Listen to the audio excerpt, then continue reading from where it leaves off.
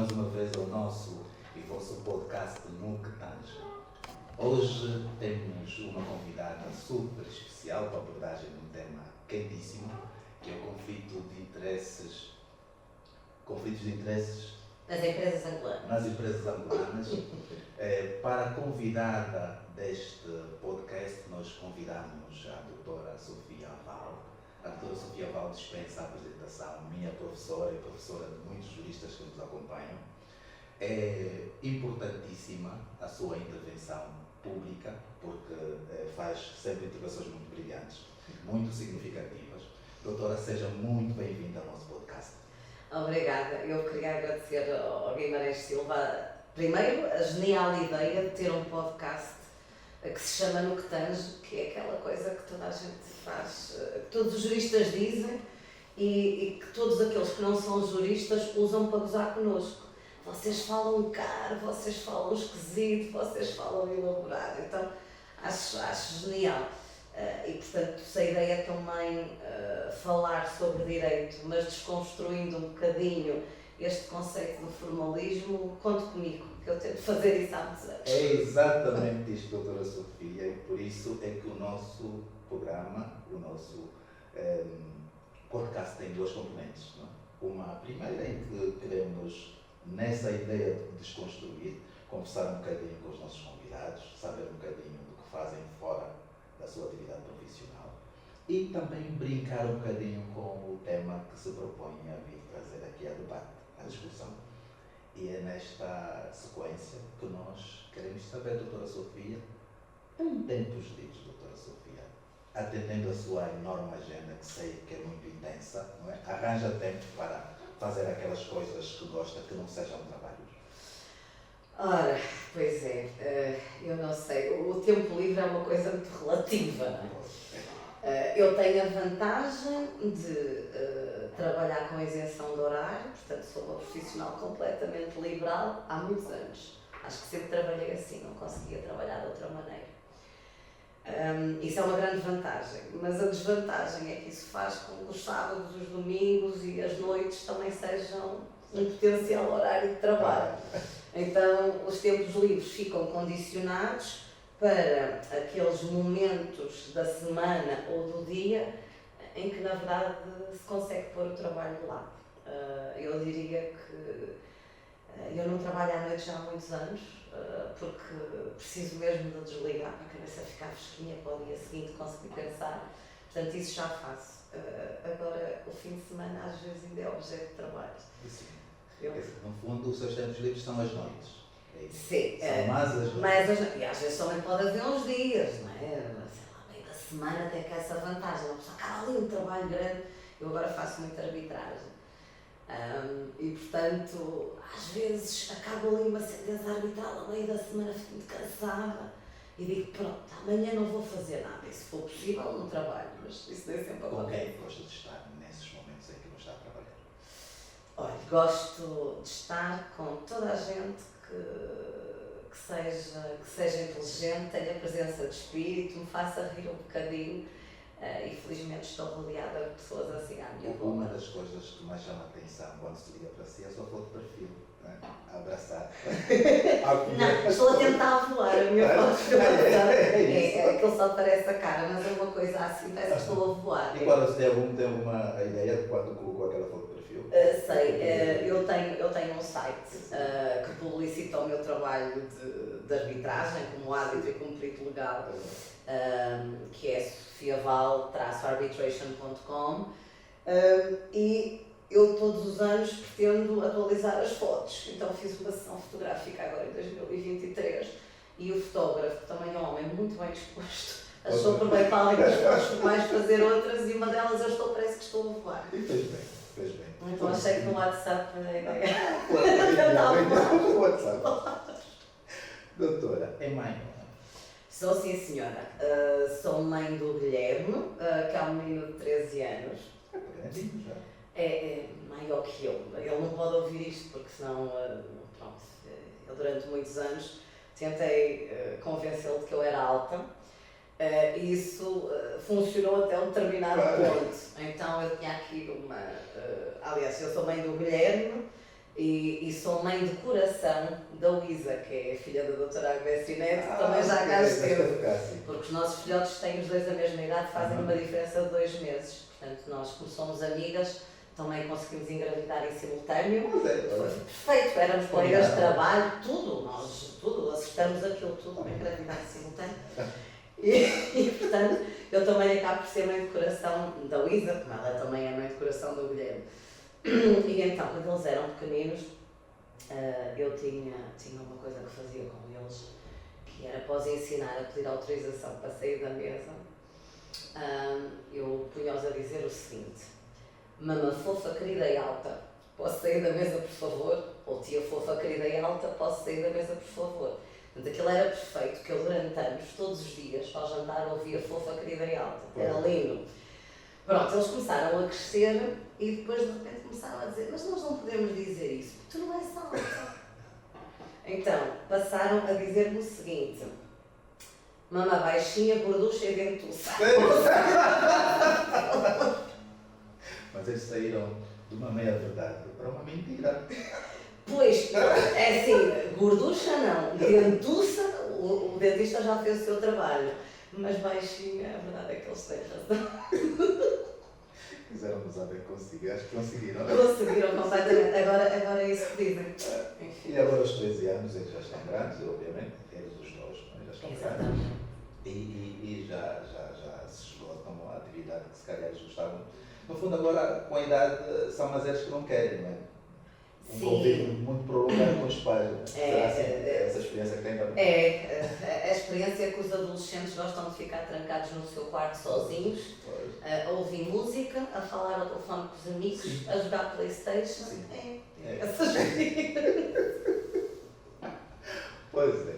E diz-me, doutora, eu já ouvi dizer que gosta de um pé de dança. Adoro. Dançar deve ser das coisas que eu mais gosto. O que é que gosta de dançar? Gosto muito de dançar semba, em primeiro lugar. Sabe dançar semba? Adoro semba. Doutora, está cá o tempo em Angola, diz-me. 20 anos.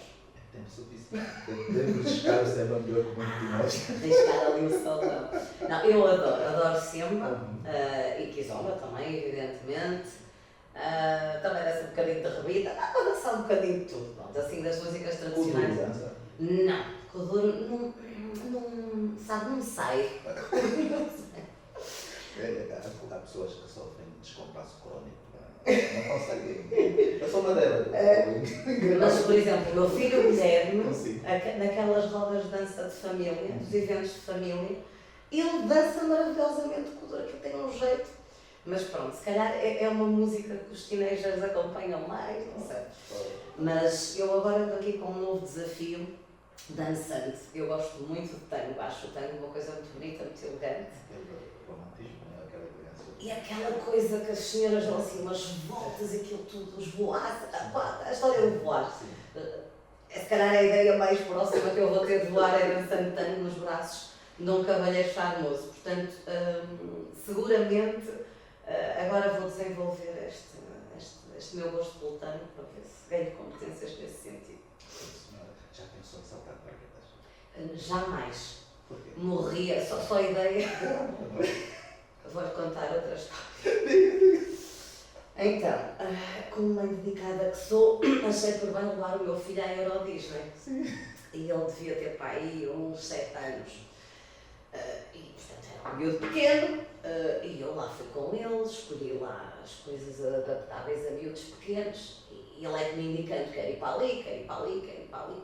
Portanto, indicou-me um ir para ali. E eu via assim, lá na Euro Disney, filas enormes, aquilo no verão. E eu via lá muita gente. E depois estavam lá uns senhores também portugueses, com os miúdos da idade dele, e portanto eu achei logo completamente infantil. E os senhores muito simpáticos conversavam, eu conversei para passar ali o tempo na fila, não ficar entediado.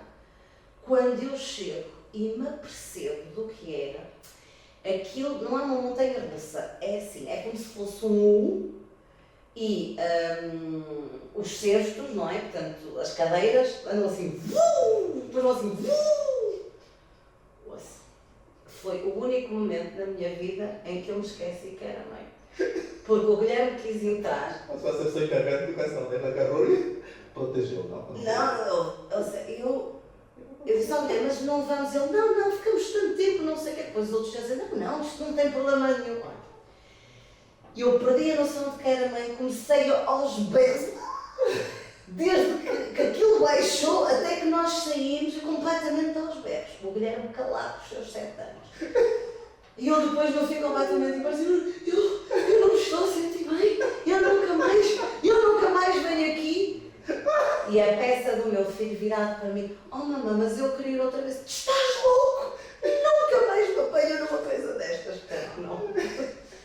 Essa é a experiência mais traumática da minha vida, Guimarães, que eu sou lá isso. Nem foi saudade para quê? Está completamente fora, porque são bungee jumping, asa delta, esquece, nunca vai acontecer. Doutora, vamos lá agora brincar um bocadinho aqui com o nosso tema. Diz-me, se os conflitos de interesse fossem um desafio de habilidades, quais são as provas que esse desafio, na sua perspectiva, teriam? Bem, eu a semana passada, graças à Netflix, passando a publicidade, estive a rever um filme muito antigo que se chama O Primeiro Cavaleiro, com Richard Gere.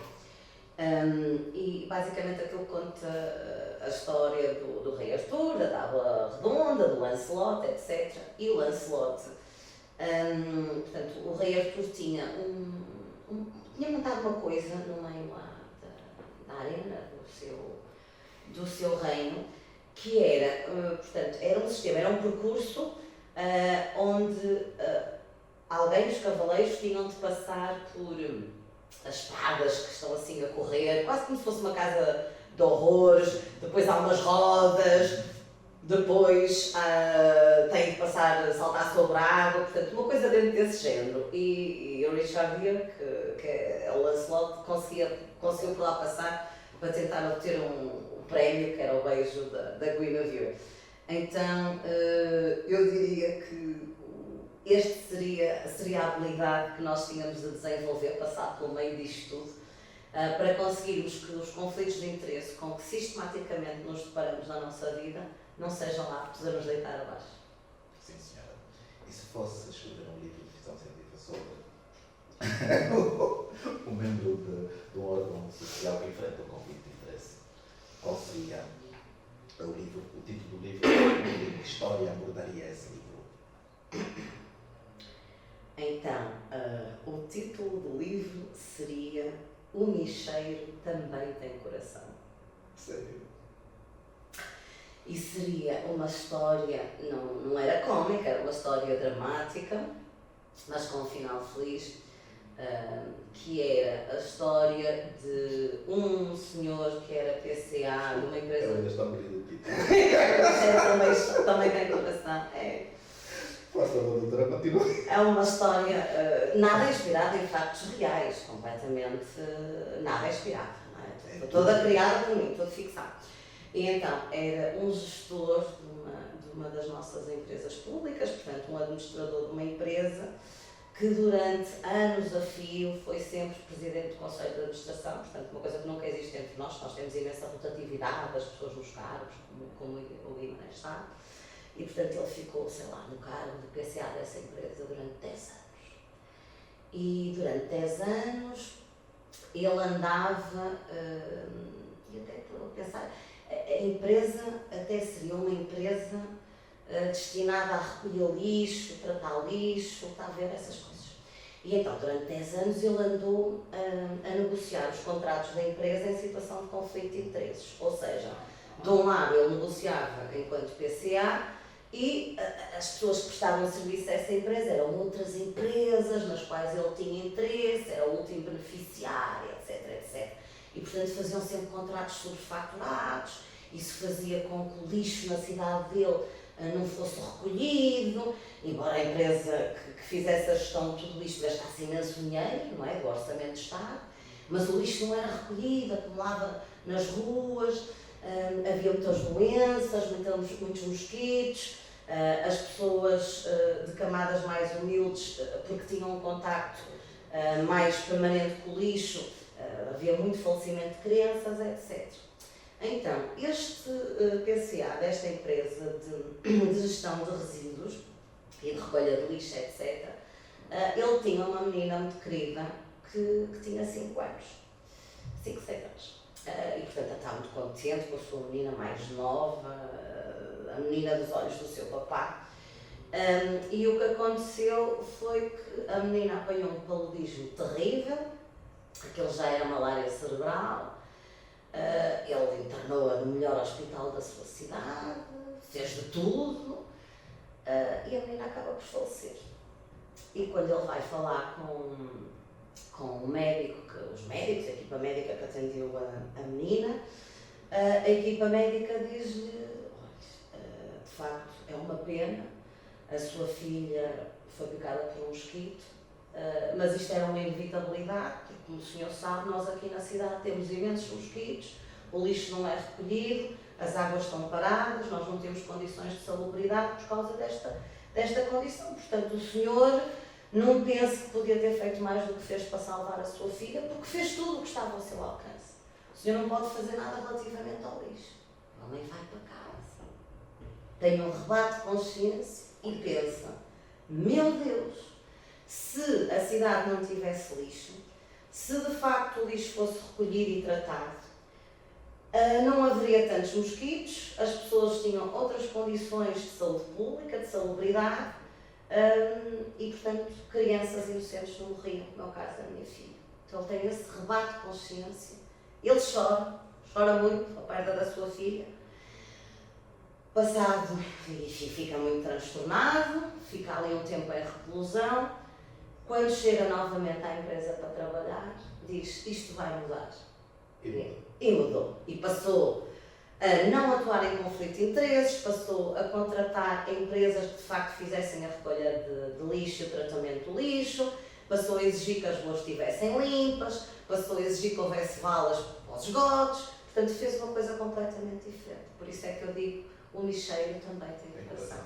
O coração do lixeiro, afinal, revelou-se no final, não é? Cheio de bondade. Exatamente. Sim. Era a minha história. E ela venderia, doutora? Venderia, não é? E é completamente ficção isto que eu estou a dizer. Sim. Qualquer semelhança com a realidade é mesmo. É mera coincidência. Considera-se. Doutora, se pudesse viajar no tempo e observar um momento histórico em conflito de interesses teve um impacto significativo na vida das empresas, qual seria este evento? Então, eu não preciso de viajar muito do tempo, ou seja, viajamos aqui um bocadinho há uns anos atrás, e se calhar podemos ir, porque isto que estamos a falar, os conflitos de interesse, eu tento sempre, como é que eu digo, puxar o meu raciocínio para a realidade angolana, porque é aquela que nos é mais próxima e que eu acho que merece a pena estudar e sobre ela refletir. Mas Angola está inserida num contexto internacional e, portanto, esta problemática de gerir e tratar conflito de interesses coloca-se, é um desafio que se coloca a todos os países, a todas as instituições, não apenas às empresas, mas a todas as instituições públicas e privadas. Então, nós temos um caso paradigmático, que é o caso do Lehman Brothers, que era um banco norte-americano, que era conhecido como o maior banco dos Estados Unidos, e que toda a gente dizia que era too big to fail, ou seja, era como o Titanic, era demasiado grande e não se afundaria, não é? E a verdade é que o Lehman Brothers abriu falência, entre muitas outras coisas, porque dentro dele se verificavam imensos conflitos de interesse. Eu vou dar só o exemplo de um que me parece paradigmático e que nós estudamos e que também tem muito a ver com as nossas empresas e com a nossa realidade, que é o facto de, por exemplo, quem fazia auditoria ao Lehman Brothers também fazia, empresas do grupo, não era a mesma empresa, isso era muito evidente, mas empresas daquele grupo também faziam consultoria ao Conselho de Administração.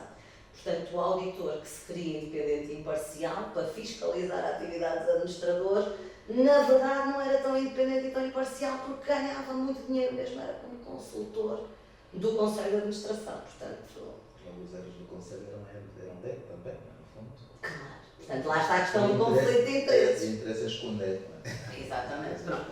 E nós, entre nós, isto é um exemplo, não é? Portanto, viajamos no tempo, não assim tão distante, mas entre nós Nós sabemos que o BESA, hoje Banco Económico, Sim. teve problemas semelhantes, não sei exatamente que teor, ou se calhar sei, não posso falar sobre isso, mas o BESA teve problemas semelhantes, tanto mudou para o Banco Económico, agora temos também aqui uns problemas desse género, porque ele também está em processo de meu Deus, reabilitação, no sentido de que precisa de um reforço financeiro agora, não é? Portanto, já o BNA impôs, isso é público, impôs medidas, pediu aos grandes depositantes que não estão a ver onde é que está o seu dinheiro depositado, que criassem um fundo, e assim fizeram, para tentar que através desse fundo seja uma forma, não é, do banco garantir, assegurar a sua continuidade e reabilitar-os.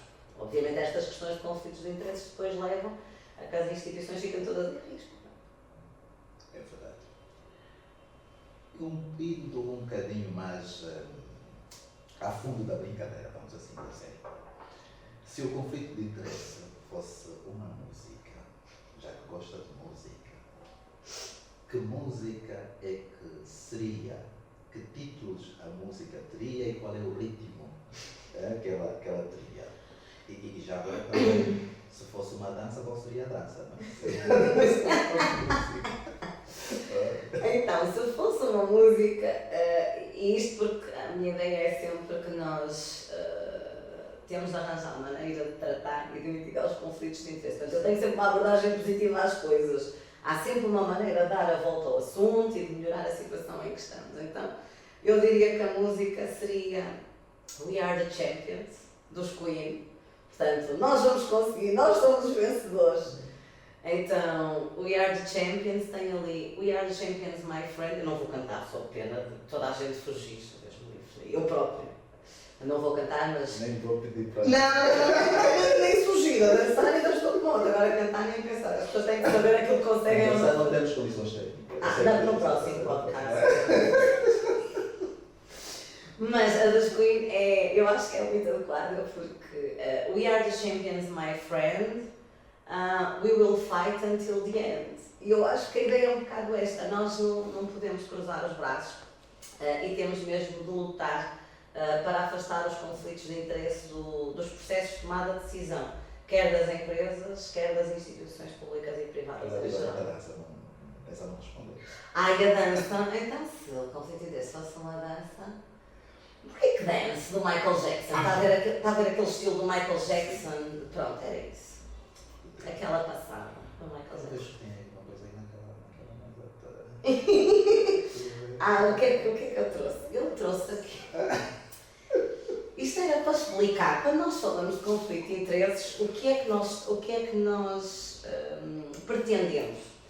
No fundo, o que se passa é, conflito de interesses é isto, eu ser, por exemplo, administradora de uma determinada empresa, pública ou privada, e eu sou a Sofia Val, e é suposto representar a empresa e defender o interesse dessa mesma empresa. E, por consequência, o dos sócios, porque as empresas estão cá para dar lucro e o lucro para ser distribuído aos sócios. Então, eu, Sofia Val, represento a empresa e estou a negociar, por exemplo, o contrato de uma empreitada, porque esta empresa precisa de construir um prédio, uma nova sede, qualquer coisa assim. E eu estou a negociar o contrato, eu, a Sofia Val, administradora da empresa, por um lado. Por outro lado, eu estou a negociar isto com um empreiteiro. O empreiteiro aparece formalmente como Guimarães, ok? Só que por trás do Guimarães está outra pessoa, a última beneficiária da empresa. Está aqui escondida, a última beneficiária da empresa, atrás de si. E, portanto, ali, a outra parte do contrato, que é esta, diz, não, eu não sou a Sofia Val. Não, isto é uma pessoa completamente diferente. Não tenho nada a ver com isso. Mas, já que vamos negociar este contrato, eu sei que o preço de mercado para a obra é $1 milhão, mas eu sou um empreiteiro altamente qualificado e, portanto, a mim devem pagar $5 milhões. Que eu sou mesmo muito qualificado. E, portanto, esta é a proposta que eu faço à Sofia Val. E a Sofia Val diz, $5 milhões, é um bocado caro. mas fala com todos os outros administradores do Conselho de Administração e diz: não, mas este empreiteiro é muito bom. Eu conheço, várias pessoas me falaram, e eu tenho a certeza absoluta que é o melhor negócio para esta nossa empresa, porque vai sair uma obra impecável, no prazo, lindíssima, diferente de tudo aquilo que se conhece no mercado, é maravilhoso. E então mandam um e-mail ao empreiteiro a dizer: sim senhora, concordamos com as suas condições e vamos pagar esses 5 milhões de dólares. E o empreiteiro responde e diz: muito obrigada, tudo que farei para responder às suas necessidades, às necessidades da vossa empresa, fique certo que farei o meu melhor trabalho. Pronto, isto é um conflito de interesses, é exatamente isto. Vamos encarar isso como sendo o exemplo prático, assertivo de conflitos de interesses. Vamos para a parte técnica. E esse vai ser mesmo já virado para a parte técnica. Eu começava mesmo por pedir à doutora que me dissesse o que são conflitos de interesse e qual é o quadro regulatório do conflito dos conflitos de interesse. Pronto, conflito de interesses é exatamente a situação em que alguém está, por exemplo, como eu dei este exemplo, porque se coloca dos dois lados da barricada. E, portanto, acaba por não atuar como profissionalmente deveria atuar, defendendo o interesse da empresa que lhe cabe defender, mas defendendo outros interesses. Isto é um exemplo, porque lá está, é um exemplo meramente académico, não tem nenhuma transcrição na nossa realidade, uma coisa que eu inventei mesmo agora, não é? Mas por exemplo, nós somos todos fruto das várias relações que temos, quer sejam familiares, quer sejam de trabalho, portanto, profissionais, de amizade, de caráter político, etc. Nós todos somos suscetíveis, em várias situações, de verificarmos um conflito de interesses.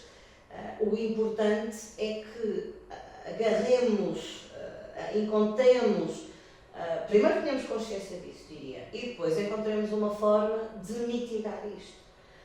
Este exemplo que eu dei do PCA de uma empresa, ou do administrador de uma empresa, que formalmente está nas vestes de administrador de uma empresa, mas depois não está a atuar no interesse da empresa, está a atuar no interesse dele próprio, porque também está do outro lado da barricada. Isto é uma situação que não deve acontecer. Então, por exemplo, como é que isto se trata, do ponto de vista concreto? Isto implica que num Conselho de Administração, alguém que está conflituado, imaginem, por exemplo, que a empresa lá está à procura de um empreiteiro. E ele diz: eu também tenho empresas das quais sou beneficiário que são excelentes empreiteiros. E os outros colegas dizem: ok, qual é o problema? Apresenta também uma proposta. Mas quando esta empresa, na qual ele é administrador, vai tomar uma decisão sobre que empreiteiro contratar, ele não deve estar presente nas reuniões do Conselho de Administração, porque ele está conflituado.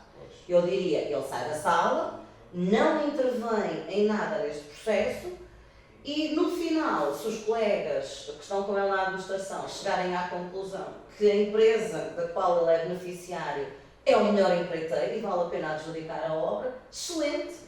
E aqui não há nenhuma causa de anulação do negócio, nem da deliberação social subjacente, portanto não há problema nenhum. As pessoas têm na mesma as oportunidades. Agora, não podem estar a decidir dos dois lados da barricada. E isso claramente é um problema que depois conduz a que os negócios sejam, neste exemplo que eu dei, sobrefaturados, não é? Os negócios são sobrefaturados. E depois as empresas também não conseguem ter um equilíbrio, porque do ponto de vista financeiro não é sustentável andarem sempre a pagar contratos que estão sobrefaturados, portanto fica muito pesado. E nós vimos isso quando a crise económica começou, já tivemos em 2009, nós vimos, por exemplo, agora recentemente, nesta última fase, 2019, depois do Covid, quando o nosso câmbio começou quase tão mal como está hoje, quando o nosso câmbio estava mal, mas hoje aparentemente está pior, nessa fase nós vimos que muitas das nossas empresas abriram falência. Portanto, nem que não fossem para o tribunal, estavam em falência técnica, porque não tinham, de facto, estrutura, robustez financeira para abrir. Sim, doutora, Existe um diploma, regras que constem de um único diploma, que os membros do Conselho de Administração, membros dos órgãos sociais podem ter como referência para adequar na sua conduta a lealdade que devem à empresa, ou ela está em vários diplomas designados pelo ordenamento jurídico? Bem, nós temos sempre boa lei, eu digo sempre, nós não temos um problema de má lei, nós temos dificuldades na aplicação da lei, porque a nossa lei é boa, isso honra que seja feita. Então, a nossa lei das sociedades comerciais, que é que se aplica em primeira linha às empresas angolanas, e aplica-se já agora às empresas públicas e às empresas privadas, portanto, às empresas privadas logo em primeira linha e às públicas a título subsidiário. E, portanto, lá contém, a lei das sociedades comerciais contém um conjunto de regras sobre conflitos de interesses e explica exatamente quando é que os administradores estão impedidos de votar, quem é que pode ser eleito administrador, por exemplo, quem é que o Conselho Fiscal de uma empresa, que é todas as nossas grandes empresas, os nossos bancos, as nossas seguradoras, as nossas empresas de telecomunicações, todas as nossas grandes empresas são sociedades anónimas e, portanto, todas elas, para além de ter o órgão de administração, têm um órgão que é suposto controlar, fiscalizar a atividade dos administradores, que é o Conselho Fiscal. E as pessoas que são eleitas para o Conselho Fiscal, sobre elas cai um conjunto de impedimentos e, portanto, elas devem declarar, eventualmente, se têm algum conflito de interesses. Dou-lhe um exemplo. Imagina que o meu pai é administrador desta empresa. Isto é uma empresa privada, né? Com capital completamente privado. O meu pai é administrador da empresa. E eu vou para o Conselho Fiscal da empresa. Faço-lhe uma pergunta. Qual é a possibilidade, na realidade, de eu controlar o trabalho do meu pai? Sem ser inimigo do seu pai depois, quase nenhuma. Não, e o que iria acontecer, nós todos sabemos que os pais são terríveis, não é? Portanto, qual é a probabilidade de eu dizer assim, tu não podes fazer assim o negócio? E ele não dizer, está calado, tu não tens experiência nenhuma, não sabes nada disso. Oh, não, isto é meu, você não... Exatamente, como é que é? Mando eu. Não, exatamente, pronto. Então, isto é o que acontece, ou seja, a lei já diz que não faz sentido quando há este tipo de relações. As pessoas que estão no Conselho Fiscal para exercerem efetivamente uma atividade de supervisão não podem ter estas relações familiares diretas, por exemplo, com os administradores. Do mesmo modo, eu fui administrador desta empresa durante 5 anos e a seguir vou para o Conselho Fiscal. Posso fazer isto? Não, porque as decisões que eu tomei durante 5 anos seguramente têm um impacto mais para a frente. Ou seja, eu não tomei uma decisão hoje, não é? Mandei executar lá, olha, um contrato de empreitada. Se calhar a empreitada são 2 anos ou 3. Portanto, eu assinei o contrato e a seguir vou-me embora. Eu vou para o Conselho Fiscal dizer, não, está tudo a correr perfeitamente. Este contrato é maravilhoso, não foi nada superfaturado. Portanto, é evidente que isto não pode acontecer. A lei trata destes assuntos. Nós temos uma dificuldade grande de implementar isto na prática. A lei das sociedades comerciais, temos um diploma que tem um nome muito comprido, que eu abreviei como o Estatuto dos Gestores Públicos. Também fala exatamente sobre essa questão de como reagir, como é que os gestores públicos se devem posicionar quando relativamente a eles se verifica uma situação de conflito de interesses.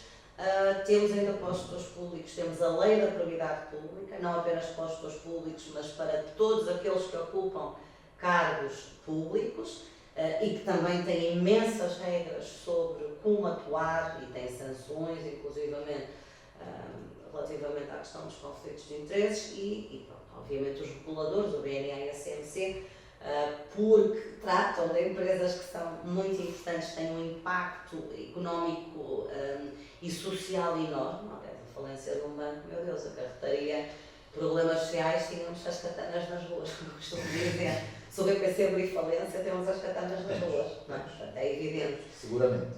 E, portanto, o BNA tem também regulamentação mais aturada, digamos assim, sobre estas questões. Portanto, lei nós temos, plano é prática. Quem define as políticas de conflitos de interesse nas empresas privadas? Bem, nas empresas privadas, quem define não só as políticas, mas o modo de implementação, será sempre o Conselho de Administração, porque isto é uma tarefa de gestão e eles têm, pronto, são os administradores que eles devem fazer. Relativamente aos órgãos sociais, eu diria que este controle passa pelos sócios. Portanto, os sócios é que elegem os administradores e os membros do Conselho Fiscal. E eles é que têm exatamente de verificar se as pessoas que estão a eleger preenchem os requisitos para poderem livremente exercer a sua atividade. E exercer a sua atividade com isenção, com imparcialidade e no melhor interesse da empresa. Doutora, quais são os conflitos mais frequentes com que já teve contacto ou já ouviu falar? Então, nas nossas empresas, por exemplo, eu tenho várias coisas já escritas há muitos anos sobre isso e posso dizer que o mérito de identificação desses conflitos não é todo meu, mas é muito dos nossos colegas contabilistas e peritos contabilistas, a quem eu só tenho de agradecer, que eu tenho um carinho especial para esta classe. Porque eu durante muitos anos dei aulas no curso de formação dos contabilistas e dos peritos contabilistas e aprendi muito com eles. Porque de facto quem está nos números sabe tudo sobre os negócios. Portanto, os negócios são feitos por juristas e contabilistas. Um administrador sozinho não faz estas coisas. Ele precisa que alguém faça um contrato para assinar e precisa que alguém registre aquilo nas contas. Sim. Portanto, tem um jurista e um contabilista. Nós é suposto sabermos estas coisas todas. Então, eu diria que há vários conflitos de interesses que nós vamos vendo. Por exemplo, há um que já foi mais comum entre nós, mas que ainda assim eu penso que é bastante comum e, portanto, temos de tentar combater isso. É aquela ideia que nós temos que um Conselho de Administração tem, por exemplo, 5 pessoas, 7 pessoas. Na verdade, nós não temos 5 cabeças a pensar ou 7 cabeças a pensar. Então, Só temos uma, o PCA. O PCA é o chefe, nós temos a cultura do chefe, é o chefe, o chefe manda, e portanto as outras pessoas nem sequer se sentem autónomas. E nós temos exemplo disso, aliás, numa sentença que já foi publicada e portanto é pública, na falência do Banco Bank. Uma das coisas que eu me lembro de ter lido era exatamente que o PCA decidia tudo sozinho, muitas vezes nem sequer convocava o Conselho de Administração e, portanto, os outros administradores estavam lá e na verdade, não tinham voz. Às vezes isto acontece porque é mesmo assim, mas quem está na posição de administrador, por exemplo, e não tem voz, aquilo que a meu entender deve fazer é pedir destituir-se e ir embora do cargo.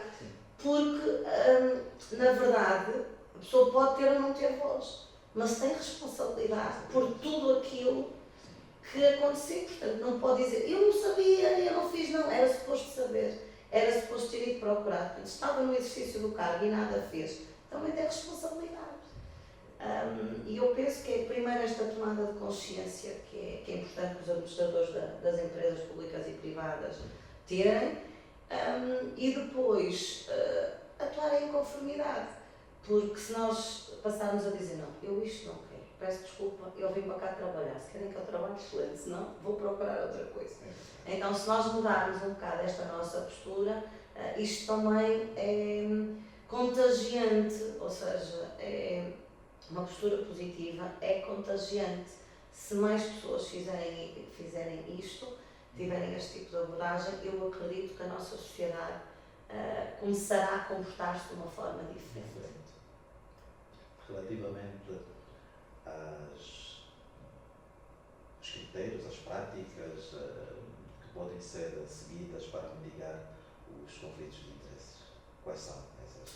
São, no fundo, aquilo que eu expliquei há bocadinho, por exemplo, no caso do Conselho de Administração, estas coisas do dia a dia, a pessoa sai da sala, deixa os outros a reunirem, primeiro divulga que tem um conflito e depois a seguir não está lá no processo de tomada de decisão, não intervém. Eu acho, falamos há bocado nessa questão de quem é que define a política de conflito de interesses, é o Conselho de Administração das empresas. E depois é preciso, eu sou muito a favor de que as empresas devem ter um regulamento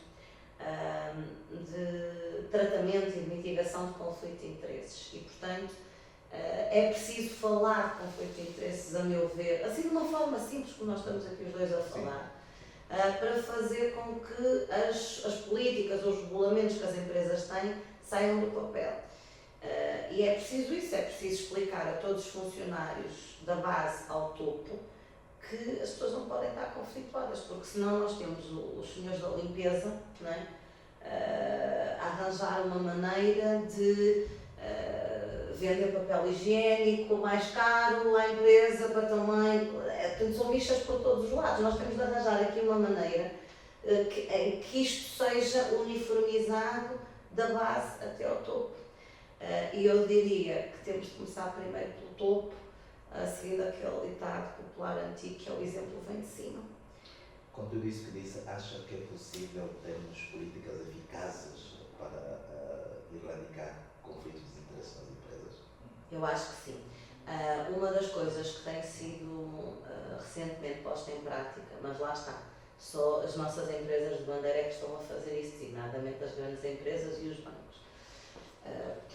Nós temos, eu aqui há uns anos, já voltei a isto, mas eu aqui há uns anos lembro-me de estar nas aulas dos peritos contabilistas e estávamos a falar sobre estas coisas e a questão da corrupção e como é que os negócios são feitos e eu dizia, mas vocês têm noção de que muitas coisas destas até podem configurar crimes, etc. Nós temos uma unidade de informação financeira que já foi criada, portanto temos de denunciar as coisas. Mas depois parei, olhei para eles e disse, sim, mas vocês gostam todos da vossa família, portanto ninguém vai fazer denúncias, não é? É evidente, as pessoas preferem ficar caladas e ninguém quer, porque sim, o programa de proteção de testemunhas só funciona nos Estados Unidos, nos filmes, e se lembrasse, o Guimarães se lembrar dos filmes, muitas vezes as testemunhas acabam mortas, portanto ninguém, aquilo de Angola, eu não queria testar para ver como funcionava e não vou sugerir a ninguém que o faça. Então, como estas denúncias assim não são viáveis, as empresas têm estado a instituir um canal de denúncias que é algo completamente anónimo, é gerido, portanto, as pessoas, quem gera o canal, uma ferramenta informática, uma aplicação, e quem gera esses canais de denúncias nem sequer são pessoas da própria empresa, portanto é uma entidade externa, muitas vezes até no estrangeiro, que faz a gestão do canal de denúncias e que, para onde quem quer fazer a denúncia manda todos os elementos de informação. Portanto, imagine que está numa empresa, imagine que é o diretor financeiro de uma empresa e que se apercebe de que o Conselho de Administração está a fazer um negócio claramente superfaturado, que vai contra os interesses da empresa, sei lá, que até envolve, tem um negócio com entidades públicas, que até envolve corrupção de alguém que esteja num cargo público. Agarra toda a informação que tem, toda a documentação, cria um e-mailzinho sozinho para aquele efeito, não é? E manda para o canal de denúncias os documentos todos e a partir daí quem faz o levantamento, portanto, havendo uma denúncia é preciso desencadear um processo. É preciso, como é que eu digo, conduzir uma investigação, não é? E a partir daí é quem está na plataforma, na gestão da plataforma do canal de denúncias, que faz tudo isso e que depois vai ter de reportar ao Conselho de Administração, evidentemente, ou aos acionistas, ou inclusivamente à polícia, ou à unidade de informação financeira, ou o que seja. Portanto, hoje em dia, nas empresas que já têm este mecanismo implementado e que me parece de grande utilidade, é mais fácil conseguir que se denunciem conflitos de interesses para melhorar, digamos assim, a qualidade dos negócios que vão sendo feitos pelas empresas. Sim, senhora. Doutora Sofia, nós, para esta parte técnica, em boa verdade, não temos também muitíssimo tempo. Temos só um pouquinho. Só um pouquinho. De tempo. Será porque eu falo muito? Não. É porque nós acabamos de esgotar um bocadinho de tempo nas nossas brincadeirinhas, que estavam muito interessantes. É por isso. Mas ficou, das várias coisas que preparou para nós, havia uma coisa que acha que é relevante falar antes de fechar o programa?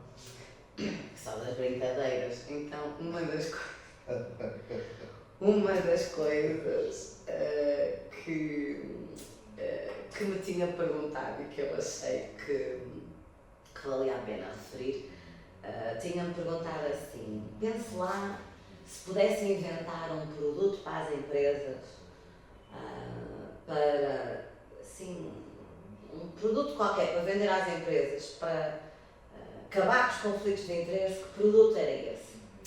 Então eu tinha aqui uma ideia que queria partilhar consigo. Que é assim, eu estive recentemente em Roma e fui ver uma coisa que é a Boca da Verdade, La Boca della Verità. E então, que basicamente é uma estrutura, portanto, já é muito antiga, tem uns comandos, não? Então, é uma estrutura de pedra que tem uma cara muito redonda e tem um buraco na boca. E reza a lenda que nós colocamos lá a mão, eu até tenho lá umas fotos a colocar a mão. Portanto, nós colocamos a mão dentro da boca e se dissermos alguma mentira, etc., ficamos sem mão.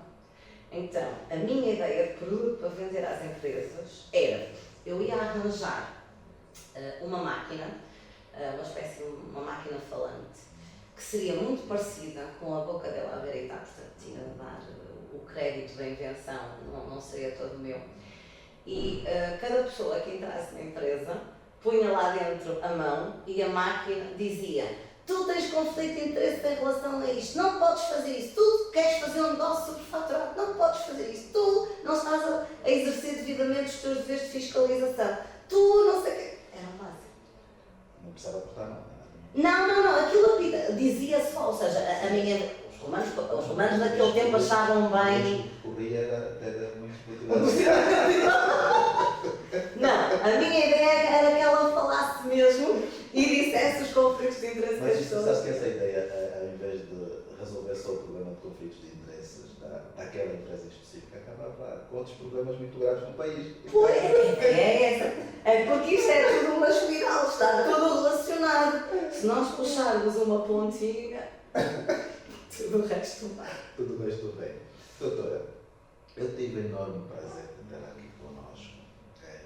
Há um outro tema que gostava que viesse discutir connosco, conversar connosco, desta maneira descontraída e informal, que já nos habituou, que é sobre a escolha de árbitros. Sim.